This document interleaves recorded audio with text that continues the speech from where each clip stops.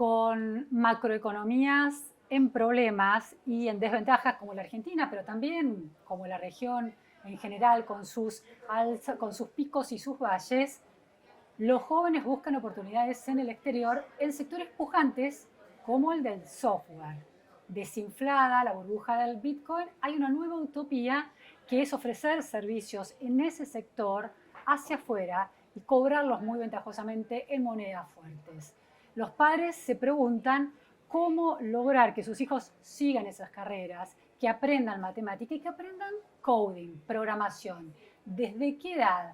Hay cada vez más presión en países desarrollados porque los chicos ingresen en ese pensamiento desde muy chicos, desde la primera infancia. ¿Conviene eso? ¿Hay que pensar en el mercado laboral desde esa edad? ¿O el coding, la programación y el pensamiento computacional aportan otras cosas a un individuo, a una persona que se está formando? De eso vamos a hablar hoy en la repregunta con un especialista en el mundo del pensamiento computacional pensado y enfocado sobre los niños, una argentina que acaba de ser elegida miembro de la Academia Nacional de Educación de Estados Unidos, Marina Umaski-Bers. Muchísimas gracias, Marina, por estar hoy aquí. Hola, gracias. Marina acaba de aterrizar desde Estados Unidos. Tiene una carrera interesantísima. Voy a dar algunos datos de esa carrera. Es doctora en nuevas tecnologías para el aprendizaje por el MIT Media Lab. Estudió en la Universidad de Buenos Aires su licenciatura en comunicación, tiene un máster en educación y en tecnología por la Universidad de Boston. Actualmente está al frente del grupo DevTech, un grupo de investigación en desarrollos de tecnologías orientadas al aprendizaje y al desarrollo computacional en niños. Es profesora Augustus Sloan de la Escuela de Educación Lynch del Boston College. Y también es bifronte, está en el mundo de la educación, pero también está en el mundo de la tecnología, allí realizando investigación y docencia en el departamento de computación del Boston College. Y otra nota de muchísimo interés es la desarrolladora del programa Scratch Junior y y también del kit robótico Kibo, y una discípula de una de las estrellas y pionero de la inteligencia artificial, el creador del lenguaje de programación Logo, Seymour Papert. Seymour Papert, autora de libros interesantísimos como, por ejemplo, El patio de juego del coding, programación y pensamiento computacional en la clase de la primera infancia, en Early Child Classroom. Bueno, Marina, muchas preguntas para hacerte. Primero que nada, cada especialista empuja sus agendas, ¿no? Sabemos que es muy básico y muy central para la formación de niños en primera infancia, primaria y también los adolescentes, el pensamiento matemático o la alfabetización. ¿Qué es el pensamiento computacional y cómo se diferencia del pensamiento matemático? Sí, esa pregunta nos la hacemos nosotros también, los investigadores. La idea de que uno aprende a programar no es nueva. Está desde los 70, cuando Seymour Papert desarrolló Logo. En ese momento se hablaba de aprender a aprender. Cuando uno aprende a aprender, aprende a pensar de manera metacognitiva, a reflexionar, a pensar de manera abstracta, a pensar de manera lógica, a pensar en secuencial, que el orden importa, algoritmos, claro, recursión. Ahora, ¿qué pasó? Un silogismo, la lógica clásica, importa el orden de las premisas hasta llegar a un resultado, y eso se traslada al pensamiento computacional. Exactamente. Aparecen las computadoras, los chicos empiezan a aprender computación en el aula y bueno, aparece un nuevo rótulo y se llama pensamiento computacional. Desde un punto de vista cognitivo, todavía no sabemos qué diferencia el pensamiento computacional del pensamiento matemático de otros pensamientos. Lo que sí sabemos es que la programación ayuda a resolver problemas y que para resolver problemas tenés que encararlos de una manera muy lógica, organizada, y lo que decimos es aprender a pensar como un programador. Pero no para resolver simplemente problemas de programación, sino para resolver problemas de la vida en general. Claro. Por ejemplo, si soy un nene de 4 años, en la importancia del orden, ¿no? De causa y consecuencia, sí, de que hago una cosa y hago otra. Sí. Eso sirve para resolver un problema matemático, para resolver cómo escribir, porque una oración tiene una formación sintáctica donde el orden importa, verbo, claro, predicado. Claro. pero una también gramática. Una gramática, una sintaxis, pero también para vestirme. Porque, por ejemplo, en Boston, donde hace frío, primero el orden en cómo me visto es importante. No me voy a poner las botas de nieve después de ponerme primero y después me pongo el pantalón. Claro. Y todo lo que tiene que ver con funciones ejecutivas. O sea, el pensamiento computacional se origina en el mundo de la computación, pero la idea es que se transfiere a otras maneras de entender el mundo. O al revés, era parte del mundo, lo codifica el mundo de la computación y vuelve al mundo mejor planteado. O totalmente. Más conceptualizado, explícitamente conceptualizado. Más conceptualizado y hay conferencias y los números de artículos académicos que citan pensamiento computacional subió muchísimo en los últimos años y lo que pasa es que las políticas educativas estaban viendo la necesidad de introducir la computación en la escuela. Y aprender a programar necesita que vos tengas dispositivos para programar. Sí. En cambio, computadoras sí. o robots o tabletas que son caras. En cambio, el pensamiento computacional podéis introducir algunas de esas ideas sin el gasto en equipos técnicos. Pero hay un problema ahí. Pero antes de avanzar con el problema, porque ahí hay una idea muy interesante, uno se imagina que si se empuja la agenda del pensamiento computacional, por ejemplo, en el jardín de infante o en los primeros años de la escuela primaria, vamos a ver a niños y niñas muy chiquitos sentados todo el día frente a una computadora. Lo que estás planteando es que el pensamiento computacional no necesariamente se desarrolla en una pantalla, sino en un patio de juego. ¿Cómo es ese patio de juego? ¿Qué lugar tiene la computadora? Claro. ¿Qué lugar tienen otro tipo de juegos? O sea, cuando nosotros pensamos pensamiento computacional, es pensar como un programador, no necesariamente sentarse a programar solamente. Muchas canciones, una de nuestras actividades en el patio de juegos, lo llamamos Coding Playground en inglés, el patio de juegos, es los chicos cantan el Hockey Pokey, que es como una canción como una conga, tiene un orden. Primero pongo un brazo a la derecha, después pongo el otro brazo, después pongo un pie, después bailo, una secuencia con orden. Los chicos entienden que hay orden, que primero pasa algo, que después pasa algo otro, un problema muy difícil lo rompen en pedacitos. Claro. Lo desintegran, desarman un problema grande, es como un rompecabezas. Claro, esto que me parecía muy difícil de resolver, bueno, lo voy a agarrar por partes. Claro. Y eso son todas maneras de pensar que vamos entrenando, que sí, se necesitan para programar, pero se necesitan para muchas otras cosas en la vida. El kit robótico que creaste tiene bloques. Es bloques, sí. ¿Cómo es que se enseña a programar? Es en este marco, ¿no? Se enseña a programar con bloques y no con un teclado. Claro, la idea nuestra es que queremos que los chicos aprendan a pensar de una manera computacional, pero no necesariamente que estén sentados enfrente de una pantalla todo el tiempo. Y desarrollamos dos sistemas. Uno es Scratch Junior, que es gratis. Y ahora tenemos 38 millones de usuarios en todo el mundo. Es increíble. En Argentina también hay mucho. Y es gratis. ¿En las escuelas o hay usuarios en sus casas que bajan el programa y lo Los dos. Uno puede ir a scratchjunior.org y lo baja en su casa o lo baja en las escuelas. Tenemos currículum, tenemos un montón de trabajo. Acá estuvimos trabajando con la Fundación Barqui en Corrientes y Mendoza a nivel institucional, pero en todo tipo. Ahora eso es bárbaro, pero estás enfrente de una pantalla. Entonces el currículum, el plan de estudios, viene con bailes, canciones, cuentos, todo tipo de movimientos que ayudan a reforzar el pensamiento computacional. Ahora lo que vos preguntás es la robótica. Seymour Papert, mi mentor, siempre armó el robot de Lego con el sistema Logo en la pantalla. Claro. La idea de que uno aprende con el cuerpo también. Entonces desarrollamos el robot que es con bloques de madera, que el robot tiene un escáner y vos escaneas los bloques y ahí no hay pantalla. El problema de un robot es que es caro. Claro. Eso era lo que señalabas, que hay un problema en todo esto, es el precio por un lado, los dispositivos que hay que invertir, en los que hay que invertir recursos y algún otro tipo de problema. ¿La formación docente? La formación docente es lo más importante. O sea, cuando un país, trabajamos con muchos países, un país o una escuela dice queremos traer esta tecnología o esta manera de pensar o esta manera de trabajar, nosotros le decimos ¿cuánto vas a invertir en la formación docente? Porque es muy importante. Ahora con la educación inicial, que es nuestro área, chicos de 4 a 8 años, como trabajamos a partir del juego, en general a los docentes les gusta. Claro. Y empezamos desde lo que ellos traen al aula. Es una manera de respetar el juego.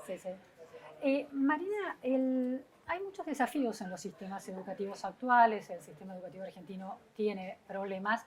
No logra que en primaria los chicos aprendan a leer y escribir y aprendan la matemática, los cimientos de la matemática. La alfabetización numérica y la alfabetización verbal, escrita, tiene enormes dificultades. ¿Tiene sentido empujar la agenda de la alfabetización computacional, del pensamiento computacional, en escuelas que no han podido cumplir con su rol histórico o en la educación inicial básica? Bueno, nuestra respuesta es sí, pero depende cómo. Nuestro enfoque lo llamamos programación como otro idioma, como otro lenguaje. Y aprender a programar implica aprender un sistema simbólico. Cuando vos tenés 4 años, entender que un símbolo representa otra cosa es muy importante. Eso es lo mismo que necesitas para programar, para escribir. Las letras representan un sonido y matemática. El número 1 representa una unidad.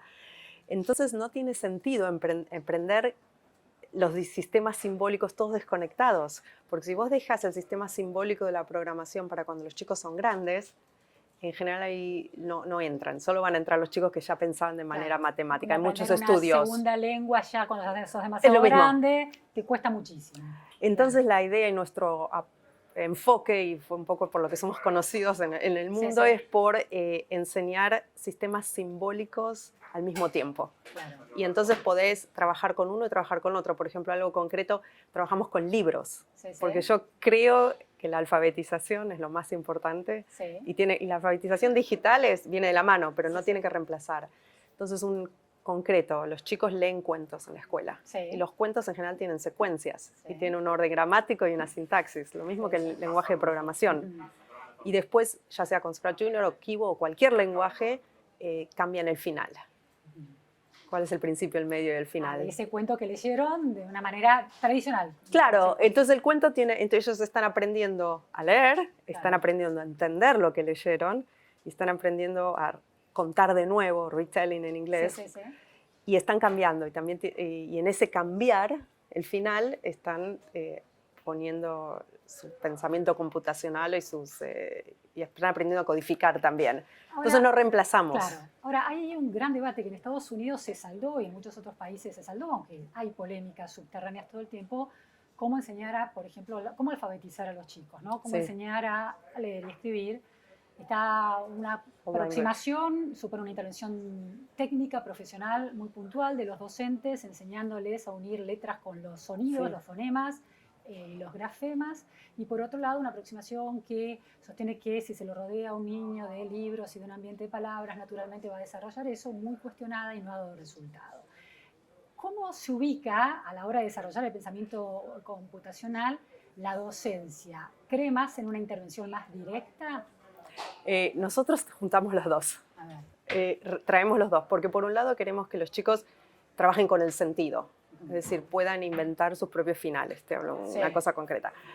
Ahora, para inventar tu propio final, tenés que saber la gramática y la sintaxis de tu lenguaje de programación. No porque la maestra te va a dar una mala nota, sino porque si no el programa no funciona. Entonces tenés un feedback directo. Las reglas del juego y el lugar de las piezas en ese juego hay que conocerlo y después sobre eso crear. Claro, entonces por eso digo que integramos. O sea, el objetivo final es crear algo. Pero si vos no sabes las reglas del juego, no vas a poder crear.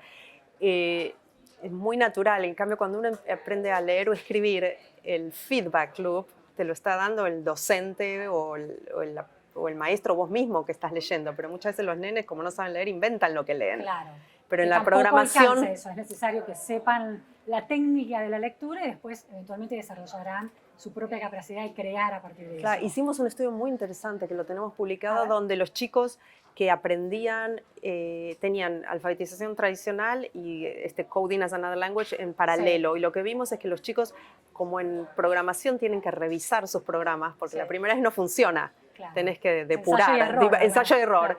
Y ellos ya aprenden esa técnica, pero no la aplicaban en la escritura. En la escritura escriben una vez y no editan. O sea, gente que es periodista o escribe, sabes que editar es fundamental. Bueno, y lo que vimos es que los chicos usaban la programación para después aprender a editar sus proyectos. Muy interesante, algo metacognitivo les permite. Totalmente. ¿No? Revisar su propia producción. Totalmente. Y el entender por qué se necesita. Claro. Ahora, otro de los argumentos a la hora de llevar el pensamiento computacional y el coding o la programación al jardín de infantes y a los primeros años de la escuela primaria es que es un factor también de desarrollo de habilidades sociales ciudadanas, Sí. emocionales.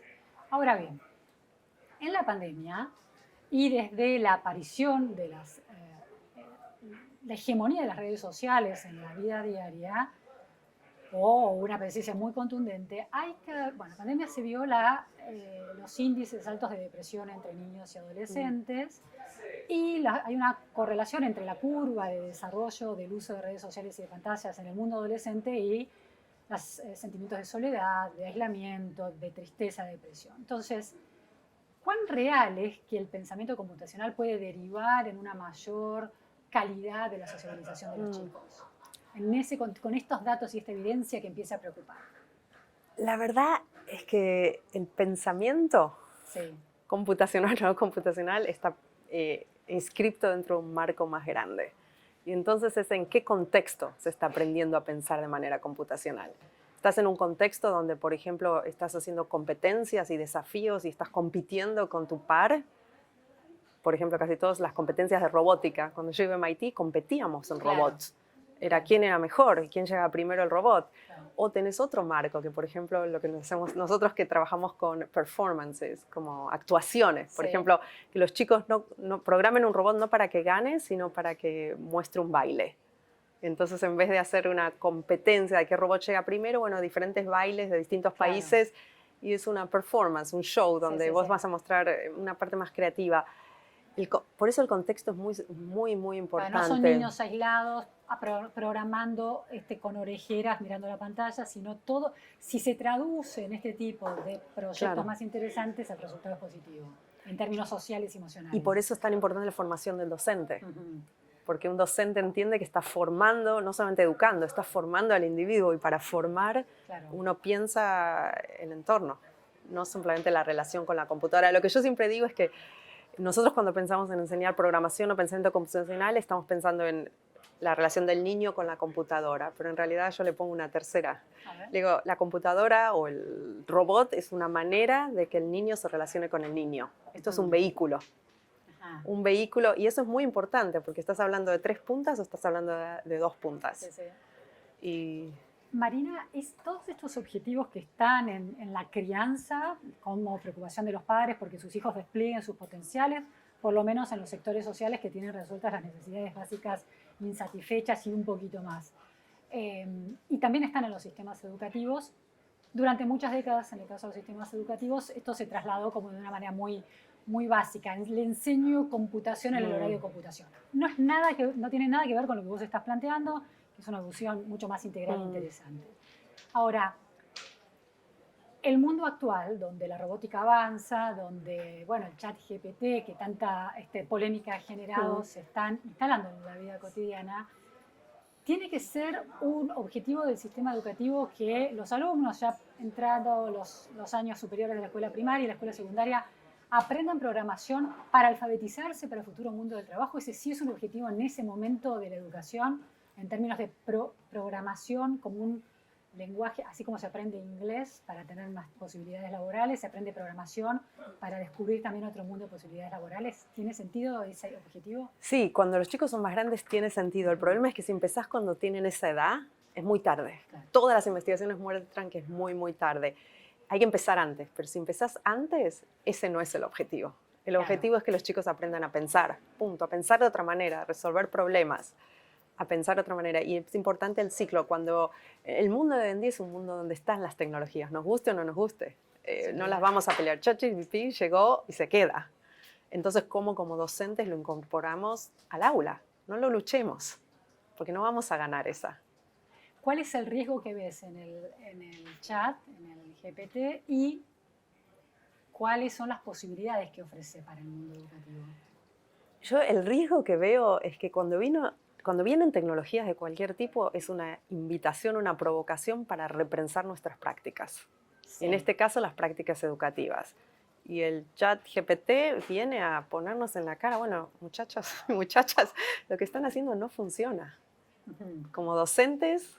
¿En qué sentido no funciona? No funciona porque... Yo chateé con él, le hice preguntas sobre la realidad local, internacional, y produjo respuestas que aportaban una mirada particular con una calidad de presentación muy parecida a un estudiante medio, realmente, ¿no? No era para nada un desastre y no era tampoco la respuesta de un genio. Entonces, en ese sentido, ¿qué desafío representa para una clase? Que los estudiantes se copien y carguen al chat y vengan con una respuesta procesada por la Claro, máquina. una respuesta donde, digamos, si vos como docente querés, lo único que evalúas es contenido, Claro.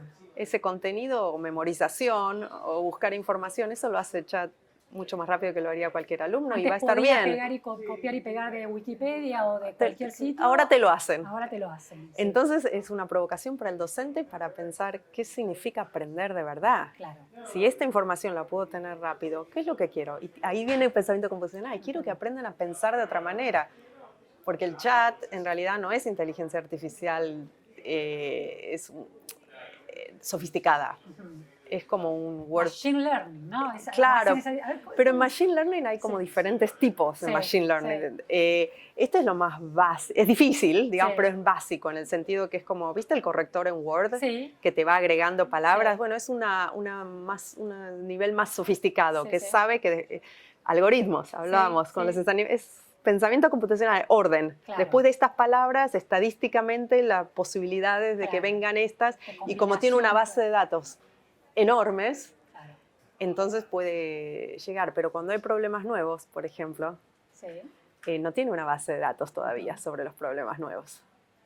Y ahí es donde tenemos que aprender a pensar. Entonces, me parece que y también tiene que ver mucho más con la práctica. Cuando los docentes lo único que evalúan es el conocimiento teórico y no cómo se lleva esa teoría a la práctica. Como la repetición, ¿no? De un conocimiento que se enseñó, bueno, repartime con tus propias palabras este conocimiento. La idea es que un docente genere preguntas nuevas para que el estudiante tenga que generar respuestas no pensadas, no masticadas previamente. Claro, o por ejemplo situaciones. Te doy este dilema, esta situación, ¿qué harías vos? O basado en estas prácticas, ¿cómo lo resolverías?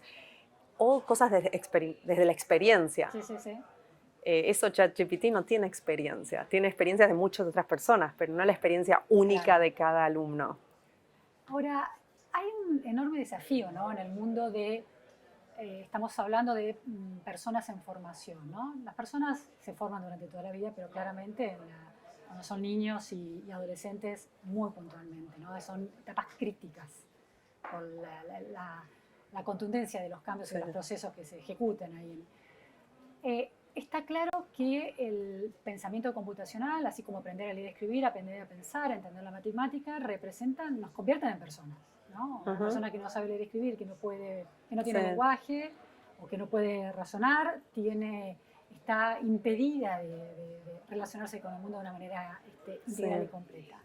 Ahora, cuando ya somos adultos, la competencia con la inteligencia artificial y todo el mundo ya más robotizado es mucho más compleja. Es decir, alguien que está estudiando esos problemas, ¿cómo ve las posibilidades que tienen los humanos en relación a la inserción laboral con estos software que, está bien, resuelven problemas que ya están masticados previamente, pero que son complejos para el estándar de las personas? ¿Qué reflexiones, qué debates se están dando en ese sentido? Mira, los debates, no es mi área de investigación, pero los debates que se están dando tienen que ver mucho con las cuestiones de discriminación, porque estos sistemas en realidad son inteligentes porque tienen bases de datos enormes. Las bases de datos son generadas por gente que entra a los datos, y si la única gente que entra a los datos, por ejemplo en Estados Unidos, es gente blanca y hombres, se van a generar ciertos tipos de bases de datos. Y esa es la inteligencia que va a tener. Entonces ahora hay mucho debate por eso es tan importante empezar computación cuando los chicos son chiquitos. ¿Por qué? Porque ahí se abre la puerta para todos. O sea, hay muchos estudios en Estados Unidos, no sé en Argentina, pero en Estados Unidos contundentes, que a partir de los 8 años, los estereotipos basados en quién va a seguir en carreras técnicas o matemáticas ya se formaron. A los 8 años. Y en general son las mujeres, las chicas no lo van a hacer, y la gente que no es blanca tampoco lo va a hacer. Ahora, entiendo, la idea de que el algoritmo está introduciendo dentro de su propia producción los sesgos de quien alimentó a ese Exactamente. algoritmo, ¿no? Está claro.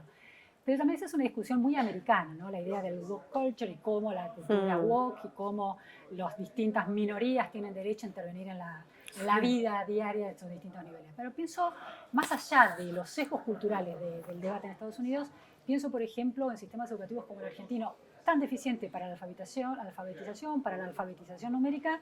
Ahora el objetivo es la alfabetización o el pensamiento computacional. Un objetivo muy difícil de lograr para ser competitivo frente al mundo laboral robotizado, es decir, el aporte que puede una persona común formar un sistema educativo deficiente, compitiendo a la hora de escribir un texto con el chat GPT, está complicado. Sí y no, mira, terminamos un estudio con la Fundación Barqui Sí. en Corrientes y Mendoza. Sí. Y tenemos resultados, hicimos una intervención educativa donde era coding, programación como otro idioma, 3 meses, donde los chicos aprendieron a programar y chicos de jardín, primero y segundo grado. Sí. Y te estoy hablando de un proyecto piloto, pero de 560 chicos, o sea, bastante grande.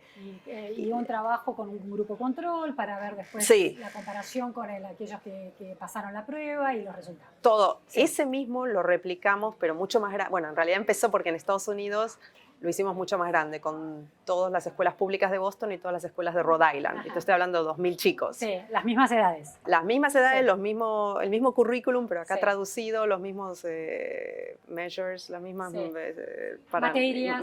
Todo lo mismo. Sí. Y la verdad que los resultados de Argentina fueron mucho mejores que los de Estados Unidos. O sea, los dos grupos funcionó. Tanto en Estados Unidos fue estadísticamente significativo como en Argentina. ¿Qué quiere decir que funcionó? Quiere decir que entre el pre y el post, vimos... Antes de atravesar este programa. Y después vimos estadísticamente un cambio significativo en aprender a codificar, que es obvio, pero también aprender a pensar de manera computacional. Más, o sea que, ¿Y eso se derramó a otros aprendizajes, por ejemplo, la alfabetización, la matemática? En Estados Unidos, acá no hicimos todavía ese análisis, en Estados Unidos sí, y se derramó. Ahora, lo que fue interesante es que acá el cambio, tal vez porque empezaron más bajo que en Estados Unidos, o sea, había menos, es un sistema educativo que tal vez no estaba tan fuerte, el cambio fue muchísimo mayor. El aprendizaje el margen de aprendizaje fue mucho más grande en los chicos argentinos que en los chicos de Estados Unidos. Y donde llegaron hasta, realmente los pasaron a los chicos de Estados Unidos. Los chicos de Estados Unidos empezaron un poquito más altos que los chicos de Estados Unidos. Pero los chicos argentinos, ambos llegaron, pero los argentinos llegaron un poco más. Y yo trataba de analizar, ahora vamos a entrevistar a los maestros para ver por qué. Pero yo pensaba un poco la cultura del alambre, de resolver problemas, que no es algo que querramos. Pero tiene mucho que ver con pensamiento computacional, la cultura del alambre. Un problema complejo, ¿cómo me arreglo con lo que tengo? ¿Cómo me arreglo con lo que tengo? ¿Cómo lo desmenuzo? Y sería interesante explorar qué pasó ahí. ¿Por qué? ¿Por qué? Última cuestión, Marina. Uno de los problemas de Argentina es el aprendizaje de la matemática, o un pensamiento abstracto, también con símbolos. Se habla mucho de la ansiedad matemática, la idea de que como está instalado que es difícil la matemática, los chicos tienden a ponerse muy nerviosos y no aprender o no animarse a adentrarse en serio en la matemática. ¿Algo parecido pasa con la programación o no? No. Si empezás temprano, no. Si empezás tarde, sí. Porque si empezás, y tarde quiero decir cuarto grado, Si empezás a esa edad es muy difícil porque los lenguajes de programación que enseñan son difíciles y tienen que aprender una sintaxis que es difícil. Es nueva, es distinta a la del lenguaje escrito o distinta a la matemática. Claro. En cambio si empezás de chico, como es simbólico porque no sabes leer y escribir, entonces el lenguaje es mucho más simple, pero el pensamiento abstracto está ahí, pero a través de un objeto muy concreto. ¿Se puede ser malo o en matemática, es decir, que te cueste mucho la matemática, pero ser muy dúctil en el pensamiento completamente, porque la matemática es una abstracción que se queda en la abstracción. Lo que tiene la programación es que tenés la abstracción bajada a algo concreto. Al final tenés un gatito que baila. Claro, opera sobre la realidad, la abstracción del pensamiento computacional. Ahí está. Es para darle órdenes a la realidad. Y la realidad te lo devuelve. En matemática no te devuelve, es completamente abstracto si esa ecuación funciona o no. Interesantísimo. Bueno, hemos abierto una puerta, pensamiento computacional, un nuevo objetivo que tenemos que pensar para educar y aprender y generar aprendizajes para este mundo que se viene y que ya está presente. Gracias, Marina. Gracias a Se vos. fue toda la repregunta. Muchas gracias.